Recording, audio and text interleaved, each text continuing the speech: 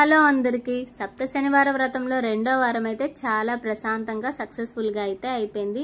Morning 4కే లేచి పనులైతే start చేశాను. ఎందుకంటే పిల్లలు ఉన్నారు కాబట్టి ఒక అడుగు ముందే లెగిస్తే పనులైతే ప్రశాంతంగా జరుగుతాయి. ఇంకా పూజ కూడా ప్రశాంతంగా అవుతుందని. ఎంత కుస్తీలు పడినా కప్ అయితే రాకపోతే మా ఆయనకి ఇచ్చాను. ఆయన తీస్తే నేను అన్ని అయితే కలిపేశాను.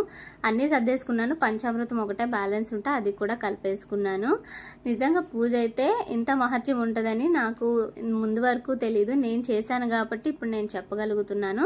నేను అనుకున్నది అయితే నెరవేరే సూచనలు అయితే నాకు కనిపిస్తున్నాయి.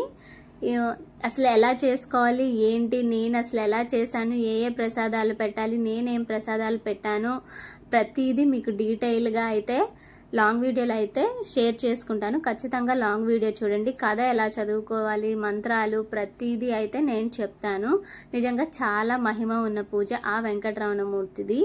నిజంగా మనకి ఎటువంటి కష్టాలున్నా ఖచ్చితంగా ఆ వెంకటరమణమూర్తి అయితే గట్టెక్కిస్తారు. మనస్ఫూర్తిగా మనకున్నంతలో ఆ తండ్రిని మొక్కుకుంటే. నేనైతే నాకున్నంతలో నా దేవుడి గుడిని ఇలా అయితే అలంకరించుకున్నాను.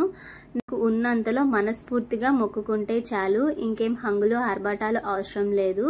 నా వీడియో కనుక నచ్చితే లైక్ చేసి సబ్స్క్రైబ్ చేసి సపోర్ట్ చేయండి. Bye bye.